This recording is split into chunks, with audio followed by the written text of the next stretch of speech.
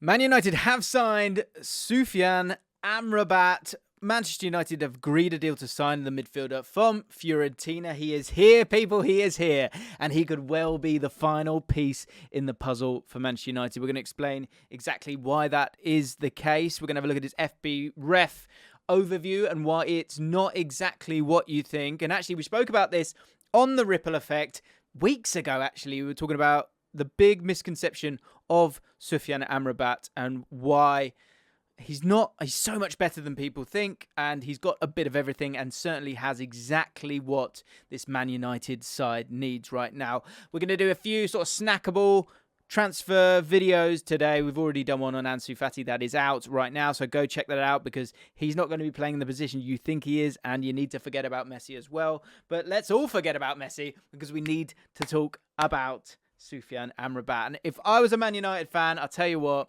I'd be very, very, very relieved.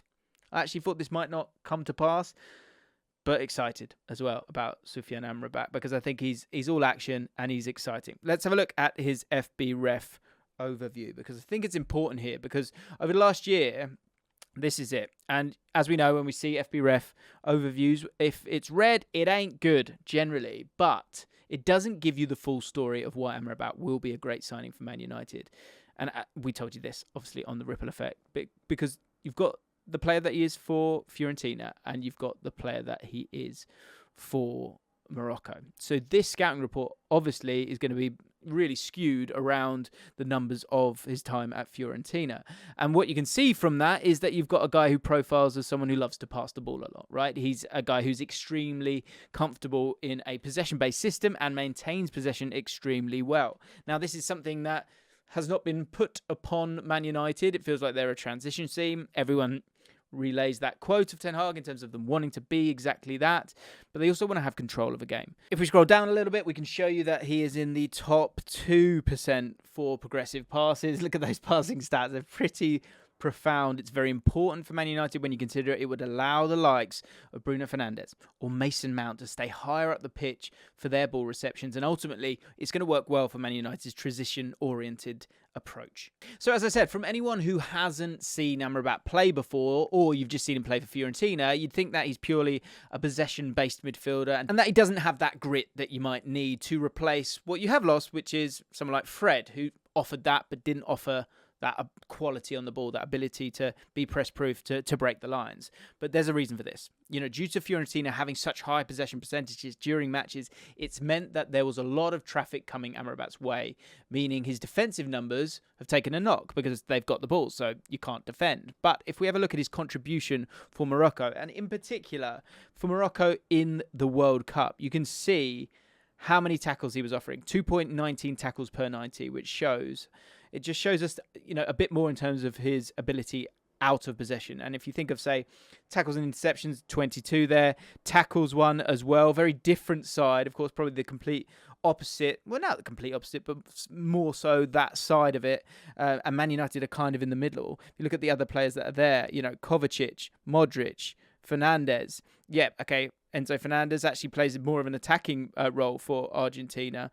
Kovacic, again, more of a box-to-box midfielder. So for Soufiane Amrabat to be able to offer up those numbers as someone who is a defensive midfielder, I think bodes really, really well in terms of that grit aspect that Man United are going to want. So why has he gone there? Man United massively lack a gritty midfielder with quality on the ball, and it's leaving massive gaps in their midfield, especially in transition. I don't think that people noticed how important Fred was in that sense at times, but this season it's been evident even more with Eriksen and Mount being the ones that have deployed that role, not brilliantly, and Amrabat going to Man United plugs a big gap for them. And the big reason as to why it works well is that he can play within a double pivot or a single pivot, which is something that is really important when you want to fit either Mount or Casemiro next to him, depending on the opposition. Let's have a look at the details of the deal. So here you have it. Soufiane Amrabat, Manchester United agree deal to sign midfielder from Fiorentina. The deal is actually quite messy from a Man United perspective, as they've they've had to engineer a deal that enables Man United to sign him on loan due to FFP restrictions, even though Fiorentina wanted to sell the midfielder permanently. But the deal is structured in a way that will see Man United probably buy him next summer. It's an £8.5 million loan fee, £21.4 million option to buy next summer. But the problem with the loan fee is that even if Man United don't want to buy him next summer, they probably have to, because they will have already spent close to £9 million on getting him in for one season anyway. So it is essentially a permanent deal. So how is he going to fit in? So there's two ways in which I can see Amrabat fitting in. And I think the important thing to say here is that there will be a really great knock-on effect that will really help and benefit, I believe, Casemiro, Mason Mount, and Bruno Fernandes as well. And that will all come from Amrabat. And of course, Ten Hag wants Amrabat so badly because it allows them to play two ways. And it also, I think, more so than anyone actually that we've been talking about really, because I think there's been a lot of conversation about Mason Mount, and I understand that, and people thinking, oh, he doesn't fit. Well, he doesn't fit if you don't have that six. But now that you've got that six, if you think about how Amrabat played, and let's take Casemiro out, because I do want to talk about Casemiro because he's so important here. But when it comes to Mason Mount, the ability to play one single pivot with someone who can be that destroyer, but also be press-proof, have the mobility to get about the pitch when they're playing teams that they feel they are better than, and allowing them to have the five in those key spaces is going to be huge for them, right? And Mason Mount doesn't have to worry as much about getting back as he did previously, because Amrabat can do that dual role of getting on the ball, breaking lines and finding them, and it allows them all to stay much higher up the pitch, but also to make it difficult for the opposition because you're in those half spaces that we see often. And I know Ten Hag obviously was inspired by Pep when he was at Bayern Munich and wants to play that way, wants those options, and also with Højlund there, he can drop back to allow Mason Mount to be who he wants to be, right? And that's why they've brought him to the club. But with Amrabat sat there, that's going to be huge because he can do a lot of that work. The defensive side, that's needed in the games that they're going to dominate, but also importantly, be able to get on the ball, be able to progress the ball. That's going to be absolutely crucial. And it's going to allow Bruno Fernandes to get on the ball more, Mason Mount to get on the ball more, Rashford in behind, all of those great things. But I think the thing that's really, really, really important actually is how this affects Casemiro. And again, allows more versatility to the team. Because if we take away a few things here, let's take away all those grids there.